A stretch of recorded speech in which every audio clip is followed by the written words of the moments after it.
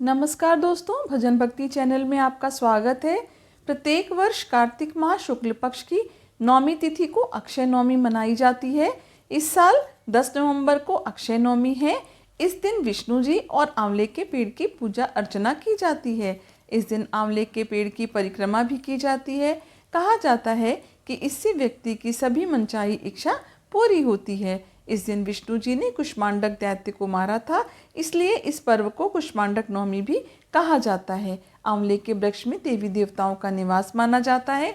अक्षय नवमी के दिन दान पुण्य के कार्य भी अति शुभ फलदायी माने गए हैं। अक्षय नवमी को धात्री नवमी के नाम से भी जाना जाता है। अक्षय नवमी को लेकर ऐसी मान्यता है कि इस दिन किए जाने वाले पुण्य कार्य का अक्षय फल सभी को प्राप्त होता है और आपको माँ लक्ष्मी की कृपा भी प्राप्त होती है। इस दिन आंवले के पेड़ की पूजा करने से आपको सुख संपत्ति और आरोग्य की प्राप्ति होती है। इस दिन किया जाने वाला जप तप और दान आपको सभी पापों से मुक्त करवाता है। अक्षय नवमी के दिन आंवलों के पेड़ के नीचे भगवान विष्णु के साथ ही शिव जी का भी वास होता है, इसलिए इस दिन आंवले का दान और सेवन जरूर करना चाहिए। आंवले के पौधे के पूजन के बाद वृक्ष के नीचे बैठकर भोजन करने से विष्णु जी और भगवान शिव का आशीर्वाद मिलता है। इस दिन परिवार समेत आंवले के वृक्ष के नीचे बैठकर भोजन करने से आपके घर में खुशहाली आती है। इस वर्ष कार्तिक माह शुक्ल पक्ष की नौमी तिथि 9 नवंबर 2024 को रात 10:45 पर शुरू होगी और अगले दिन 10 नवंबर 2024 की रात 9:01 पर समाप्त होगी। इसलिए उदया तिथि के अनुसार 10 नवंबर को आंवला नवमी मनाया जाएगा। आंवला नवमी की पूजा विधि। इस दिन प्रातःकाल स्नान आदि से निवृत्त होकर साफ कपड़े पहने और पूजन की सामग्री के साथ आंवला के पेड़ के पास आसन लगाएं। फिर घी का दीपक जलाकर आंवले के वृक्ष के नीचे पूर्व की ओर मुख करके बैठ जाएं। उसके बाद भगवान गणपति की आराधना के बाद अपने इष्ट देव की आराधना करनी चाहिए। उसके बाद श्री हरि विष्णु माता लक्ष्मी का ध्यान करना चाहिए। फिर आंवले की जड़ को शुद्ध जल से स्नान करने के बाद दूध अर्पित करना चाहिए। इसके बाद अक्षत पुष्प चंदन से पूजा अर्चना कर और पेड़ के चारों ओर कच्चा धागा बांधकर कपूर बाती या शुद्ध घी की बाती से आरती करते हुए 7 बार परिक्रमा करनी चाहिए। पूजा के बाद आंवला नवमी की कथा पढ़ना या सुनना लाभप्रद होता है। उसके बाद भगवान विष्णु का ध्यान एवं पूजन करना चाहिए। श्री हरि विष्णु तथा माता लक्ष्मी की भी विशेष पूजन अर्चन करना चाहिए। इसके बाद ओम नमो भगवते वासुदेवाय नमः इस मंत्र का यथाशक्ति जाप करना चाहिए। पूजा अर्चना के बाद बड़े ही श्रद्धा भाव से भगवान श्री विष्णु को खीर पूरी सब्जी और मिष्ठान आदि का भोग लगाया जाता है। अक्षय नवमी के दिन पितरों की आत्मा की शांति के लिए अन्न वस्त्र तथा कंबल आदि दान करना चाहिए। ऐसी मान्यता है कि इस दिन किए गए पुण्य कार्य का अनंत फल प्राप्त होता है। आंवले के वृक्ष के नीचे पितरों का तर्पण भी किया जाना श्रेष्ठ एवं फलदायक होता है।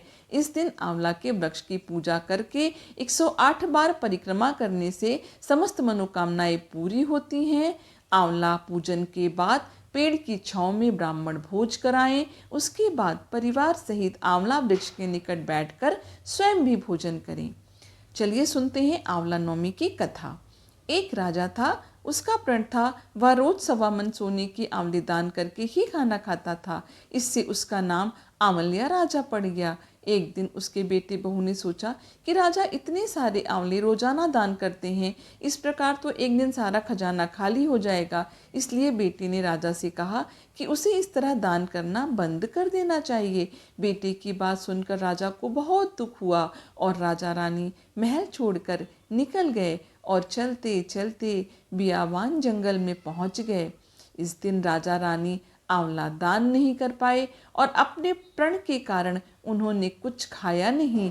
जब भूखे प्यासे 7 दिन हो गए तब भगवान ने सोचा कि यदि मैंने इनका प्रण नहीं रखा और इसका सत नहीं रखा तो इनका मेरे ऊपर से विश्वास चला जाएगा। इसलिए भगवान ने जंगल में ही महल, राज्य और बाग बगीचे सब बना दिए और ढेरों आंवले के पेड़ लगा दिए। सुबह राजा रानी उठे तो देखा कि जंगल में उनके राज्य से भी दुगना राज्य बसा हुआ है। राजा रानी से कहने लगे, सत मत छोड़े सूरमा, सत छोड़िया पत जाए, सत की छोड़ी लक्ष्मी फिर मिलेगी आए। सुबह उठकर राजा ने जब यह सब देखा तो रानी से कहा, आओ नहा धोकर आंवले दान करें और भोजन करें। राजा रानी ने आंवले दान करके खाना खाया और खुशी खुशी जंगल में रहने लगे।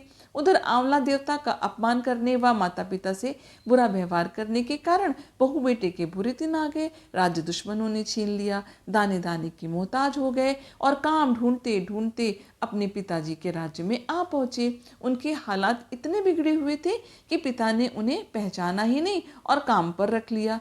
बेटे बहू सोच भी नहीं सकते थे कि उनके माता पिता इतने बड़े राज्य के मालिक भी हो सकते हैं, सो उन्होंने भी अपने माता पिता को नहीं पहचाना। एक दिन बहू ने सास के बाल गूंथते समय उसकी पीठ पर मस्सा देखा। उसे यह सोचकर रोना आने लगा कि ऐसा मस्सा तो मेरी सास के पीठ पर भी था। हमने ये सोचकर उन्हें आंवला दान करने से रोका था कि हमारा धन नष्ट हो जाएगा, आज वे लोग न जाने कहाँ पर होंगे। यह सोचकर बहू को रोना आने लगा और उसके आंसू टपक टपक कर सास की पीठ पर गिरने लगे। रानी ने तुरंत पलट कर देखा और पूछा कि तुम क्यों रो रही हो। उसने बताया कि आपके पीठ के जैसा मस्सा मेरी सास की पीठ पर भी था। हमने उन्हें आंवला दान करने से मना कर दिया था, इसलिए वे घर छोड़कर कहीं चले गए। जब बहू ने यह बात बताई तब रानी ने उन्हें पहचान लिया, सारा हाल पूछा। फिर उसने अपने बेटे बहू को समझाया कि दान करने से धन कभी कम नहीं होता बल्कि बढ़ता है। बेटे बहू को अपनी गलती पर पछतावा हुआ। उन्होंने राजा रानी से माफ़ी मांगी। राजा रानी ने उन्हें माफ़ कर दिया और वो सभी सुखपूर्वक राजा रानी के साथ रहने लगे। हे भगवान, जैसा राजा रानी का सत रखा वैसा सबका सत रखना। कथा कहने वाले और सुनने वाले के परिवार को सुखी रखना। आशा करती हूँ यह जानकारी आपको पसंद आई होगी। मेरे चैनल पर ऐसी जानकारियाँ और कहानियाँ आपको आगे भी मिलती रहेंगी। कृपया करके मेरे चैनल को सब्सक्राइब करिए, मेरी वीडियोस को लाइक करिए, इसे अपनी फैमिली और फ्रेंड के साथ शेयर भी करिए। आपका दिन शुभ हो। धन्यवाद।